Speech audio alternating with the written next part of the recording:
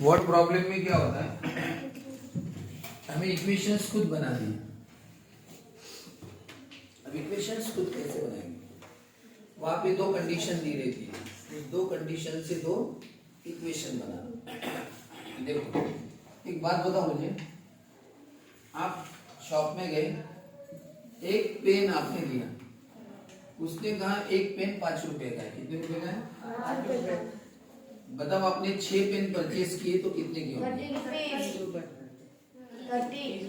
Pen 5 rupees का, 6 pen 30। यहाँ पे लिखता हूँ कॉस्ट ऑफ 1 पेन 5 रुपीज, तो कॉस्ट ऑफ 6 पेन कितना? 30। कैसे क्या किया आपने? 6 पेन जितने आप ले रहे हो वो लिखा, और एक पेन की कीमत से उसको मल्टीप्लाई किया। आप ले तो रहे हो 6, लेकिन मल्टीप्लाई किससे किया? एक पेन की कीमत। एक पेन की कीमत कितनी है? 5, बराबर है ना?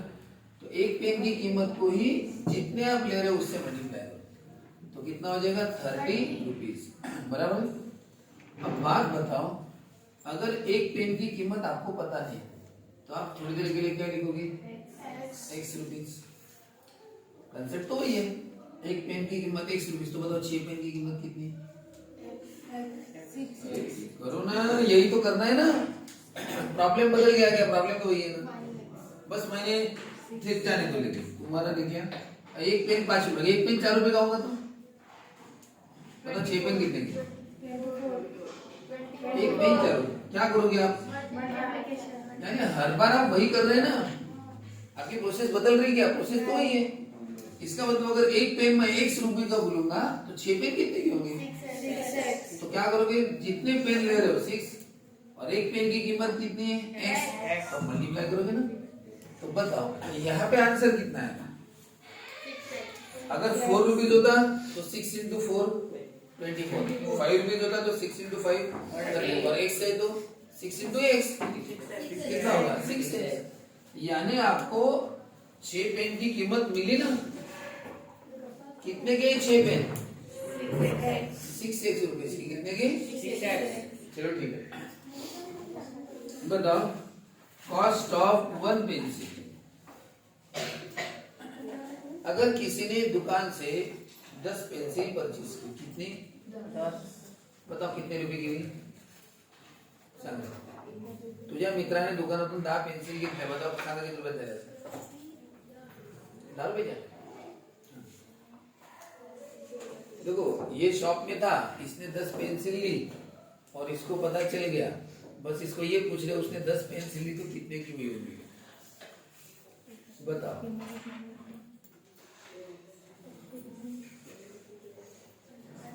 हाँ? 100 रुपीज की हुई होंगी ना, गारंटी। पक्का आंसर है कि 100 रुपए की होंगी। तुम बताओ बराबर, इसने 10 पेंसिल ली दुकान से, कितने रुपए की हुई? 30 रुपए की। कैसे? क्यों? तुम बोल रहे हो 100 रुपए की, ये तो 30 रुपए बोल रहे हो। ये दुकान में गई, इसने 2 ड्रेस परचेज किए। कितने ड्रेस परचेज किए? 2। बताओ कितने रुपए की? 1 रुपए की। बताओ ना, सीधी सी बात है। मैंने दुकान में जाके 5 मोबाइल परचेज किए, बताओ कितने की होंगे? अरे भाई सीधी सी बात है, आपको एक मोबाइल की कीमत पता होगी तब तो आप 5 मोबाइल की निकालोगे ना। तो अंदाजे जैसे इसने 10 पेंसिल ली, कितने की हुई मैं पूछ रहा हूँ। तुम्हें एक पहले तो तुम्हें ये पता करना पड़ेगा कि वो एक पेंसिल कितने की थी। अगर वो एक पेंसिल अगर 3 रुपए की होगी तो फिर 10 पेंसिल कितने की होगी? मल्टीप्लाई कर दो, 10 इंटू 3। हाँ, एक पेंसिल अगर 10 रुपए की है तो 10 पेंसिल कितने की? 100 रुपए। बिना पेंसिल का रेट पता कि आप टोटल कैसे बताओगे? आपको उस चीज का क्या पता होना चाहिए? रेट पता। रेट का मतलब होता है एक चीज की कीमत। किसी भी चीज का रेट है ना, क्या होता है? उसके एक की कीमत है ना। मोबाइल का रेट है ना, एक मोबाइल का कितने का हुआ? मैंने 5 मोबाइल लिए, कितने के हुए? अरे तो पहले एक मोबाइल तो बताओ, एक मोबाइल का रेट कितना है? एक मोबाइल है 15,000 का, तो बताओ मैंने 5 लिए।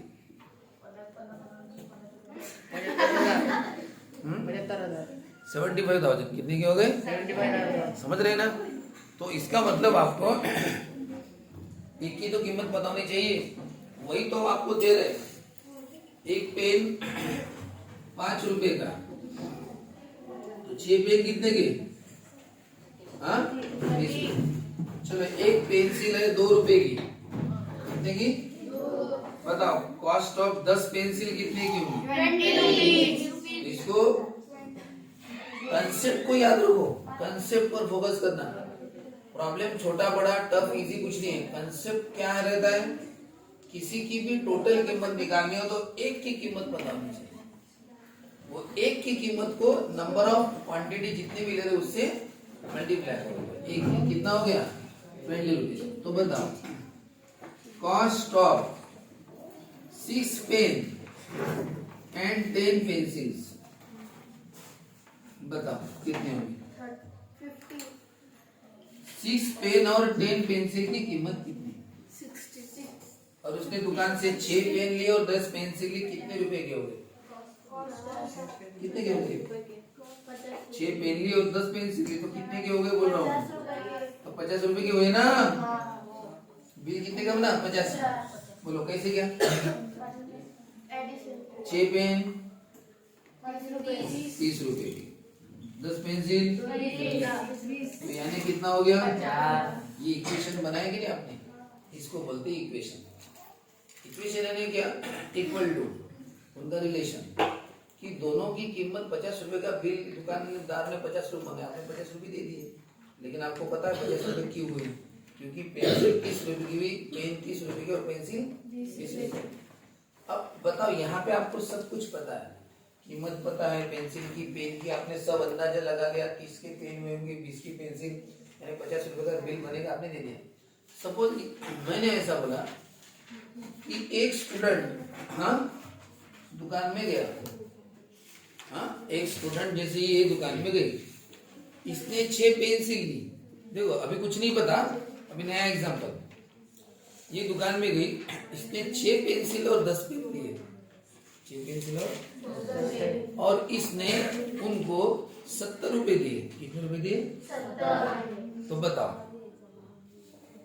एक पेन कितने का होगा और एक पेंसिल कितने का? अब ये पता है क्या? कितने पेन लिए? 6 पेन और 10 पेंसिल, वही 6 पेन लिए और 10 पेंसिल, लेकिन बिल कितने का हुआ? 70 रुपए का। तो आपको फिर ये पता है क्या कि पेंसिल कितने की होंगी और पेन कितने का? नहीं पता, नहीं पता ना, फिलहाल तो नहीं पता। आप क्या करना इसी केस में, आप एक काम करना, वो पेन कितने का बोलना? 100 रुपए। कितने का हुआ? आपको पता ही नहीं ना, आप तो दुकान के बाहर खड़े हो, तो आपकी दोस्त ने परचेज की है, वो दोस्त को पता है सब कुछ, आप तो बाहर खड़े ना, आपको नहीं पता। तो आप अपने मन से इक्वेशन बनाना, कैसे कि शायद एक पेन कितने रुपए का, पता था नहीं तो कितना रुपए का? 100 रुपए का। सर इसमें क्या है, दुकान के अंदर जाके पूछ लो, बाहर खड़े हो। वैसा नहीं है, अगर आप घर में होंगे अपने तो, और दोस्त नागपुर से शॉपिंग करके आपके घर आ गया, तो क्या आपका नागपुर भी जाके क्या दुकान की कीमत पूछने के लिए वो कितने का पेन हुआ? तो नहीं ना, तो आपको ऐसे अंदाजे करना पड़ेगा। कैसे कि यार वो पेन कितने का था? 100 रुपए का। तो बताओ 6 पेन कितने की होंगी? एक पेन 100 रुपए का, तो 6 पेन कितने रुपए? कंसेप्ट क्या रहता है, जितने पेन ले रहे हो उसको किससे मल्टीप्लाई करो? एक पेन के रेट से। एक पेन का रेट कितना है? x। तो बताओ अब कितने की वे? 6 पेन 6x।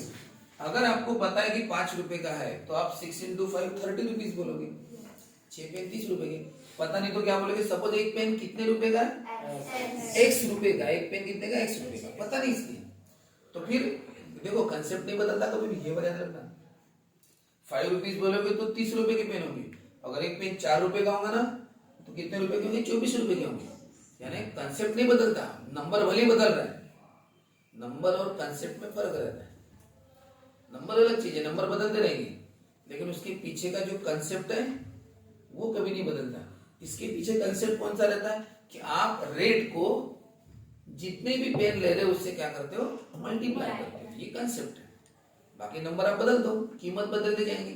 पेन कभी 5 रुपए का, कभी 10 रुपए, 20 रुपए का भी पेन होगा। कोई 2 पेन लेगा, कोई 10 पेन लेगा, कोई 20 पेन लेगा। लेकिन कीमत अगर निकालनी है तो आपको मल्टीप्लाई ही करना पड़ेगा, वो तो कंसेप्ट है ना। तो बताओ, एक पेन अगर 100 रुपए का है तो 6 पेन कितने के? सर वो रेट से मल्टीप्लाई कर दो, 6 रुपीज के। कितने के पेन? एक पेंसिल कितने रुपए की पता नहीं तो क्या लेता हूँ मैं? सर एक पेंसिल कितने रुपए की पता नहीं यार, उसने ली दुकान से।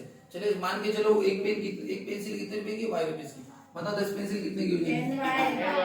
कितने की होगी? 10 रुपीज की हो जाएगी। अब आप बताओ, पेन भी पता चल गया आपको और पेंसिल भी कितने की भी पता चल गई। बताओ 6 पेन और 10 पेंसिल की कीमत कितने रुपए? समझो 70 रुपए। इक्वेशन कैसे बनेगा? दोनों के मिलके 70 रुपए हुआ ना, तो पेन की कीमत प्लस पेंसिल की कीमत दोनों मिला के 70 होगा ना। बताओ पेन की 6 पेन कितने की हुई थी और 10 पेंसिल कितने की हुई थी? 10। तो दोनों मिला के कितना होगा? 70। समझे? बन गया इक्वेशन। कौन सा इक्वेशन बना? 6x + 10y = 7। और ये इक्वेशन आपने कल तक सॉल्व की थी, है ना। तो कल तक क्या था? आपको इक्वेशंस दिए थे, अब आपको खुद बनाने भी है और सॉल्व भी करना है, दोनों काम करना है। तो खुद बनाना भी है, सॉल्व करना तो आप जान चुके हो, प्रैक्टिस भी बहुत की है, आज सब करके भी आए हैं, है ना। नोटबुक में बस दामदुरे नहीं आए हैं, बाकी तो भली सब आए ना, वो कर रहा है प्रैक्टिस घर में, उसकी हो जाएंगी तो कर लेगा। तो देखो, तो ये इक्वेशन बनाए कैसा? तो इक्वेशन के पीछे जो लॉजिक रहता है वो आपको हर प्रॉब्लम का अलग अलग रहता है, वो समझना है। ये कौन से प्रॉब्लम है? कीमत वाले, कॉस्ट वाले, ठीक है ना। इसका लॉजिक ये है। तो चलो वहां पे एक बात बताओ, जब आप इस इक्वेशंस को सॉल्व करोगे और एक इक्वेशन बनेगा, ऐसे एक इक्वेशन से जमेगा क्या? कितने? 2। फिर वो आपको क्या देंगे बताया क्या? वो आपको बोलेंगे एक स्टूडेंट गया, उसने 6 पेन और 10 पेंसिल लिए, तो कितने रुपए के हो गए? 70 रुपए के। फिर वही दूसरे महीने गया और दूसरे महीने में गया और उसने 5 पेन लिए और ने क्या 3 पेंसिल ली, तो वो हो गई 40 रुपए की। कितने रुपए की होगी? 40। तो वो उसका इक्वेशन बना। बताओ 5 पेन कितने की होगी? 5x, 6 पेन 6 के ना, तो 5 पेन 5x रुपीज। बोलो 3 पेंसिल कितने की होगी?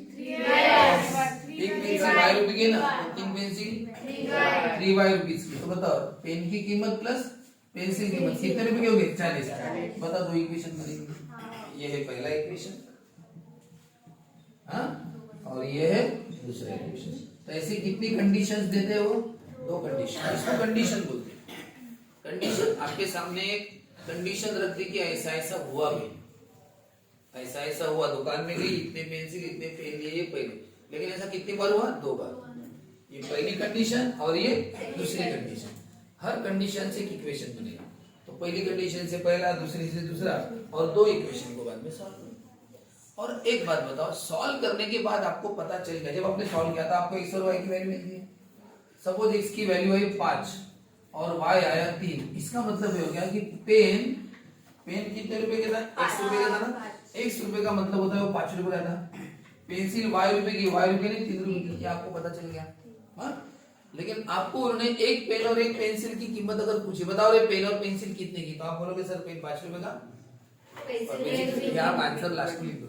लेकिन उन्होंने वैसा नहीं पूछा, आपको पूछा बताओ फिर 3 पेन और 2 पेंसिल की कीमत कितनी? क्या पूछा आपको? 3 पेन और 2 पेंसिल की मिलकर कीमत कितनी होगी, ये पूछा आपको। तो फिर आपको पता होना चाहिए। बताओ 3 पेन कितने की होगी? 3x। और 2 पेन कितने की? 2y, है ना। अब इसमें वैल्यू पुट कर दो। बताओ x की वैल्यू कितनी है? 5। तो 3 into x की वैल्यू 5 और 2 into y की वैल्यू कितनी? 3। और इसको सॉल्व करो, 15 और 6 कितने के हो जाएंगे? 21। कितने के होंगे? 21। पूर्ण अभ्यास करून आला तो त्याला समोर बसवा। ऐसा ही वो प्रॉब्लेम है, कौन सा? क्वेश्चन नंबर कौन सा? एक्सरसाइज कौन सी है? Question number 6। तो जब भी कीमत वाले प्रॉब्लम होंगे कीमत निकालना हो, किसी की कीमत, तो याद रखना एक कंसेप्ट है। 1 लीटर दूध अगर 40 रुपए का होता है तो 3 लीटर दूध कितने का होगा? कितना लीटर दूध लिया तुमने? 3 लीटर। उसको मल्टीप्लाई करना रेट से। बताओ 1 लीटर का रेट क्या था? 40। यही कंसेप्ट। बाकी चीजें बदलती रहेंगी, लीटर दूध, क्या पेंसिल पेन, संख्या बदलेंगी, रेट बदलेगा, लेकिन कंसेप्ट नहीं बदलेगा। तो आपको क्या याद रखना है? हर चीज के पीछे का लॉजिक याद रखना है। प्रॉब्लम बदलते जाएंगे, ठीक है, यही फोकस करना है। तो बताओ कौन सा प्रॉब्लम? 6 नंबर का प्रॉब्लम। बताओ 6 नंबर का प्रॉब्लम पढ़ो सब। प्राइस ऑफ कितनी चेयर ली? 3 चेयर और 2 टेबल। हाँ, दोनों मिला के कितने हो गए? हाँ, बताओ, ये ऐसा ही प्रॉब्लम है ना। पेन और पेंसिल की बजाय क्या दिया उन्होंने? चेयर और टेबल। तो उसकी टोटल कीमत कितने का बिल बना? 4500। ये पहली बात। ए बेटा, ये पहली कंडीशन है, तो पहला इक्वेशन बनेगा। बताओ दूसरी कंडीशन।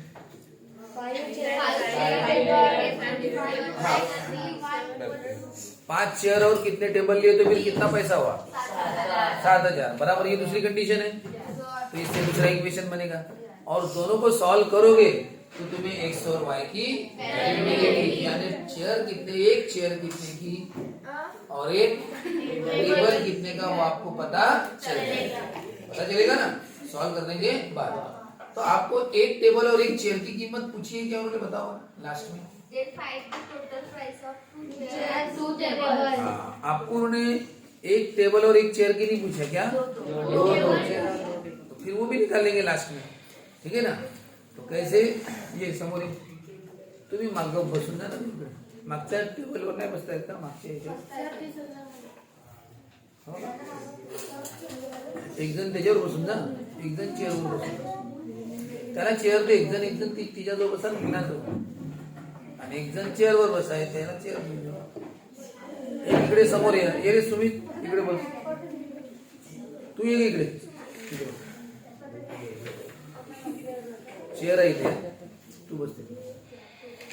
हाँ देखो, कोई बसा। हाँ,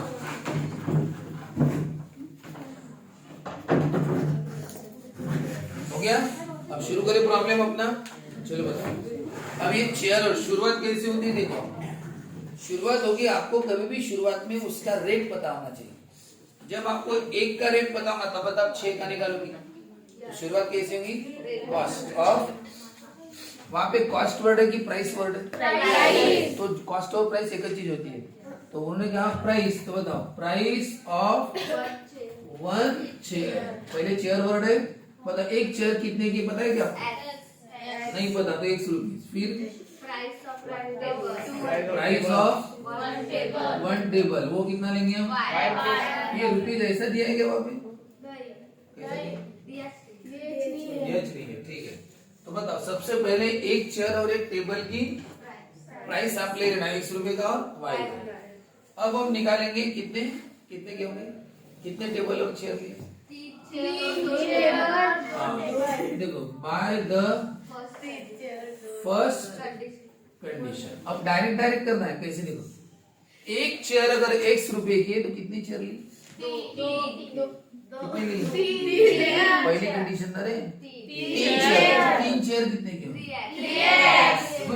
एक पेन 100 रुपए का, तो 6 पेन कितने के? 6। तो वैसे एक चेयर अगर 100 रुपए की तो 6 कितनी चेयर है? 3 चेयर। तो कितनी? 3x रुपीज की, 3x रुपीज की। बताओ टेबल, एक टेबल कितने का? y रुपए का। कितने टेबल लिए? 2 टेबल, तो कितने के होंगे? रुपीज। अब एक बात बताओ, रुपीज में रुपीज मिलाओगे तो टोटल रुपीज बनेगा ना। तो बताओ दोनों रुपीज मिला के चेयर और टेबल के कितना रुपए का होगा? 4500 रुपीज। ये बन गया नहीं पहला इक्वेशन? या भी नहीं बनाया था। 10 कितना? 6 पेन और 10 पेंसिल दोनों मिला के कितना? 70 रुपए। 6 पेन 6x के, 10 पेंसिल 10y की, दोनों मिला के कितना? 70 रुपए। वही यहाँ पे 3 चेयर 3x की, 2 टेबल 2y के, दोनों मिला के कितना बिल बना? 4500 रुपीज प्लस रुपीज। ये हो गया पहला।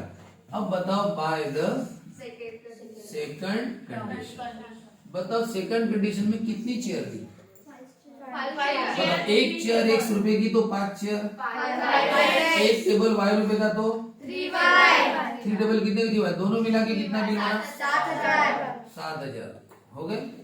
दूसरा इक्वेशन, टेबल और चेयर की संख्या बदल गई तो कीमत भी बदल गई, तो ठीक है भाई। अब इन दोनों को क्या करेंगे, हम सॉल्व करेंगे।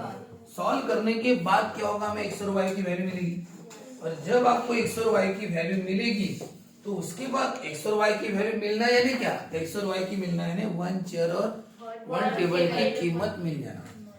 तो अब बताओ, सपोज आपको मिल गया तो क्या लिखोगे, प्राइस ऑफ 1 चेयर। मान के चलो x की वैल्यू है 500 और y की सपोज 300, मैं सपोज बोल रहा हूँ। तो 1 चेयर कितने की थी, कितने की थी वो, x, तो x का मतलब क्या, 500। बताओ प्राइस ऑफ, वही जो स्टार्टिंग में लिखा था ना, स्टार्टिंग में जो लिखा रहता है ना वही एंडिंग में लिखना, कितना है y, एक टेबल कितने का y यानी कितना, मिल गया। लेकिन आपको एक चेयर और टेबल की कीमत नहीं पूछी है, उन्होंने लास्ट में क्या पूछा है, 2 चेयर। फिर क्या लिखेंगे, प्राइस ऑफ, एक्चुअली फिर ये नहीं लिखना चाहिए, ये लिखना नहीं चाहिए, price of 2 chairs and 2 tables equal to, एक चेयर 100 रुपए की तो 2 चेयर 2x, एक टेबल y रुपए का तो 2 टेबल 2y, ये हो गया 2 चेयर और 2 टेबल की कीमत। अब इसको, अब एक कीमत आपको पूछी है, यहाँ पे क्या था, कितने चेयर, इतने चेयर और इतने टेबल की कीमत आपको दी थी, 5 चेयर 3 टेबल की कीमत दी थी 7,000 है। आपको यहाँ पे पूछा है, बताओ 2 चेयर और 2 टेबल की कीमत कितनी, हम बताएंगे ना, क्या करेंगे इसमें 2 इंटू x की वैल्यू पुट करेंगे कितनी है 5, और 2 इंटू इसकी वैल्यू पुट करेंगे y की, बराबर है। ये हो गया 1000 और ये हो गया 600, तो 1600 रुपए की होगी। ये मैंने अंदाजे बताया सब, क्योंकि मैंने अंदाजे कीमत ली है। अब हम एक्चुअली प्रॉब्लम सॉल्व करेंगे तो हमें एक्चुअली में मिल जाएगा x कितना और y कितना। तो चलो सॉल्व करते, चलो बताओ, आप सॉल्व करना तो पड़े हम, बताओ x के सेम है क्या, y के सेम है क्या, नहीं। तो सेम अगर होते तो क्या करते, हम डायरेक्ट क्या करते हैं, एडिशन, डायरेक्ट क्या करते हैं, एडिशन या सब्ट्रैक्शन, क्योंकि कुछ ना कुछ कट जाता है, ये पहला और ये दूसरा, और एडिशन या सब्ट्रैक्शन से कट जाता है, लेकिन कटेगा क्या कोई, नहीं कटेगा। तो ऐसे केस में डिसीजन हमें लेना पड़ता है, किसी को तो भी सेम लाना पड़ेगा। अब बताओ किसको सेम लाते हैं, x को या y को, अगर x को नहीं सेम लाना पड़ेगा ना, तो हम लाएंगे ना सेम, तो किसको सेम लाएंगे, x को सेम लाएंगे तो इनको आपस में मल्टीप्लाई करना पड़ेगा, 3 से इसे 5 से उसे, और y को लाते हो तो 2 से इसे 3 से। पर आपको कौन सा इजी लग रहा है, फिर y को अगर लाएंगे तो क्या करेंगे, मतलब 2 इंटू लिखो, 2 इंटू इक्वेशन 2, तुरंत लिख देना, तुरंत लिख देना। क्या मैंने 2 5 जा 2 3 जा और 2 7 जा 14 ना, 3 जीरो लगा दो, ये हो गया इक्वेशन 3। चलो 2 ने किसे किया, इक्वेशन 2 को, अब 3 ने किसे, इक्वेशन 1, 3 इक्वेशन 1 किया, बोलो 3 3 जा 3 2 जा 3 इंटू 45, 3 5 15 1505 7 झाले, 3 चौक 12 ने 13 135, 2 जीरो लगा दो, 135। अब बताओ, ये बताओ आपने डिसीजन लिया था y का, तो 2 ने इसे 3 ने उसे मल्टीप्लाई किया, बताओ दोनों सेम आएगी, आगे 6 y 6 y। अब बताओ ये एडिशन करो या सब्ट्रैक्शन, इक्वेशन 3 इक्वेशन 4, इक्वेशन 3 कौन सा है, 10 और फिर अब देखो मैंने सोचा नहीं, बताओ ये नेचुरली कट रहेगा नहीं, तो क्या करना पड़ेगा, साइन ऐसे, बताओ 10 माइनस 9, 10 माइनस 9 1 लिखने की कोई जरूरत नहीं, बोलो प्लस 6 माइनस 6 14,000 माइनस 13,500, 14,000 में से 13,500 चले गए, 500 बचे ना, हाँ नहीं तो करते बैठो इसमें से फिर ये ऐसा हुआ वैसा हुआ। हाँ? दो तरीके रहते, कोई कोई लॉजिक से काम करता है, कोई कोई नहीं, क्या वो बहुत ये 0 फिर ये नहीं होता सर, तो ये 10 ये 3 फिर 5 ये 0 और फिर ये हाँ 500 है। और कोई दिन दिमाग लगा 14,000 है ना, उसमें से 13,500 तो चलेंगे, तो बचे कितने फिर 500 लिख दे 500। ये होता लॉजिक से करना, और आपको लॉजिक ही डेवलप करना चाहिए, ठीक है ना। जैसे किसी ने बोला 52 में से 29 गए कितना, कोई कोई वो करते बैठता है 52 से, कोई कोई लॉजिक लगाता कैसे 29 है ना, 29 में 1 मिलाए तो कितने हो जाएंगे 30 रुपए, और 30 में क्या मिलाएंगे 20 तो कितने हो जाएंगे 50, और उसमें और 2 मिला देंगे तो कितने होंगे 52, यानी 29 से 52 तक पहुंचेंगे। 29 से कहां तक पहुंचेंगे 52, कैसे पहुंचेंगे 29 में 1 रुपए मिलाएंगे तो 30 हो जाएंगे, और 20 मिलाएंगे तो 50 हो जाएंगे, और 2 मिलाएगा 52 हो जाएंगे। कितने रुपए मिला 23, यानी 29 में जब आपने 23 रुपए मिला है तब कितना हुआ 52। इसका मतलब 52 से अगर 29 माइनस किया तो कितना आएगा 23। फटाफट लॉजिक लगाते, इधर 1 है उधर 2 है, इसके पास 1 और इसके पास से 2 और 1 कितना हो गया 3, और इनमें क्या बात है 20 की कितना हो गया 23, तुरंत 23 बताते। तो ये स्टूडेंट को लॉजिक डेवलप करना चाहिए, ये थोड़ा ये एकदम से नहीं होता, लेकिन तरीका बता रहा हूँ आपको, उस तरीके से सोचना चाहिए। हमेशा ये करते मत बैठो, ये सर नहीं होता फिर इससे उधार ले लो, ये 4 होगा फिर 12 होगा, 12 में से नहीं किया 3 4 में, ये हमेशा नहीं। फटाफट बताने के लिए आपको लॉजिक लगाना चाहिए, सोचना चाहिए, ठीक है। अगर आपको बोला कि मतलब बताओ 83 में से 59 गए, बताओ तुरंत सोच लो। प्लेन नंबर बनाना, नेचुरल नंबर 24 और 34 दो आंसर है, लेकिन ठीक है आपने बताया तो सही। बताओ इसमें 1 मिला हो तो कितना हो जाएगा 60 से 80 तक पहुंचो 20 और प्लस कितना हो 3 83 तक पहुंच जाओ, कितना हो गया 24, क्योंकि ये बनेगा 60 और 60 से 80 तक पहुंचने के लिए कितना लिखते हैं 20, तो वो 20 ये 1 21 और ये 3 नहीं 24 21 हो गया 24, ऐसा है। तो ये हो गया टेक्निकली, फटाफट जल्दी सोच लेना, नहीं तो फिर है अपना कार्यक्रम आप तो करते हो, है कि नहीं। ये बता रहा हूं आपको। हाँ बताओ रे x कितना आया, x की वैल्यू मिलने के बाद क्या करते हैं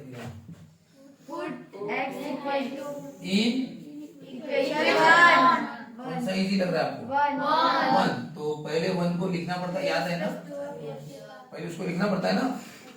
चलो x की जगह कितना लिखो, पता है ना कैसे लिखते हैं, तो बाकी ये इसको सॉल्व करना है ना, इसको सॉल्व करना है ना, तो ये बाकी जैसा है वैसा। अब किसको लेके जाए 1500, दो नंबर y के पास है, दोनों को भेजोगे तो y मिलेगा, ये 2 चिपका है, पहले किसको लेके जाए दोनों को एक साथ, पहले इसको 1500, अब इसको लेके जाना है तो ये जैसा है वैसा लेके गए, लेके नहीं गए, लेके जाओ ना, प्लस का क्या होगा माइनस, बोलो कितना आएगा 4500 में से 1500 गए 300 नहीं 3000। चलो बताओ अब ये चिपका हुआ 2 मल्टीप्लाई कर रहा है तो क्या करोगे डिवाइड, तो कितना आया 1500। 3000 को 2 से डिवाइड किया, 3000 के 2 टुकड़े किए ना, तुरंत बताया, इसने तुरंत बताया। अब कोई कोई स्टूडेंट क्या करता है वही 3000 और कोई भी लॉजिक लगा रहा है 3000 उसके 2 टुकड़े करके उसको 2 हिस्से में बांट दिया तो 1500 होगी ना, ठीक ना। और 3000 को 3 से डिवाइड किया तो 3000 के 3 टुकड़े किए तो कितने किए 1000, आंसर 1000 है। यहाँ पे 2 टुकड़े के, डिवाइड का मतलब होता है टुकड़े करना, आप 3000 को 2 से डिवाइड कर रहे हैं, उसके 2 टुकड़े कर रहे हैं, तो 2 टुकड़े कितने देंगे 1500, ऐसा उसका आंसर। चलिए एक बात बताओ, आपको क्या मिल गया प्राइस ऑफ 1 चेयर, बताओ कितने की है, एक से नहीं 500 रुपए की, बताओ एक टेबल कितने का है 1500 रुपए का। लेकिन ये आपको पूछा नहीं है, लिख तो लेना, लेकिन याद रखना यहाँ पे नॉट नेसेसरी, इस प्रॉब्लम में वो जरूरी नहीं है। क्यों नहीं इस प्रॉब्लम में, क्योंकि इस प्रॉब्लम में पूछा ही नहीं, इस प्रॉब्लम में ये पूछा क्या एक चेयर और एक टेबल कितने रुपए का बताओ, ऐसा नहीं पूछा। आपको क्या पूछा 2 चेयर और 2 टेबल, इसलिए ये डायरेक्ट करना है, 2 चेयर 2x की होंगी और 2 टेबल 2y, तो बताओ कितने का 2 into x की 500, 2 इंटू y की 1500, कितने की होगी? 2 2 चेयर हो गई 1000 की, और 2 डबल कितने हो गए? 3000, तो टोटल कितना हो गया? 4000। ठीक है, हो गया आंसर। तो देखो, लक्ष्य देना, प्रॉब्लम्स बदलेंगे, चेयर और टेबल की जगह पेन पेंसिल आएंगी, एप्पल और ऑरेंजेस आएंगे, बनाना जाएगा, बुक्स आएंगे, कुछ भी आएंगे। बस आपको ये हमेशा के लिए याद रखना है। अभी एक प्रॉब्लम से समझ लेना कि पहले उनकी प्राइस लिखना, क्या लिखना? हमेशा शुरुआत उससे करना कि एक डजन बनाना या एक एप्पल, हाँ, एक ऑरेंज या एक बुक, है ना, जो भी रहा, उसकी पहले प्राइस नहीं पता है तो क्या रहना? एक्स और वाई, और फिर उसका क्या बनाना? इक्वेशन। जितने लिए होंगे उससे मल्टीप्लाई कर दो और ऐड करके, वो भी दिया रहता है, वो सब दिया रहता है वहां कितने के हुए करके, फिर वो भी दिया रहता है कि कितने के हुए, दोनों को क्या करो? सॉल्व करो। यहाँ पे इजीली सॉल्व नहीं हो रहा था, कोई कटता नहीं था एक्स एक्स वाई, हमने उनको सेम बनाया। किसको? वाई को। तो 2 से इक्वेशन 2 को और 3 से इक्वेशन 1 को, ऐसा मल्टीप्लाई करके हमने दो नए इक्वेशन बनाए, 3 और 4। फिर उनका एडिशन सब्सट्रैक्शन करके एक कट गया, दूसरी वैल्यू मिली, एक्स और वाई मिल गया, आंसर आ गया। अब ये वर्ड प्रॉब्लम है, तो वर्ड प्रॉब्लम में क्या होता है? ये एंडिंग में लिखना पड़ता है कि भाई जो जो पूछा होगा उस हिसाब से करना पड़ता है। ठीक है, पॉज कर।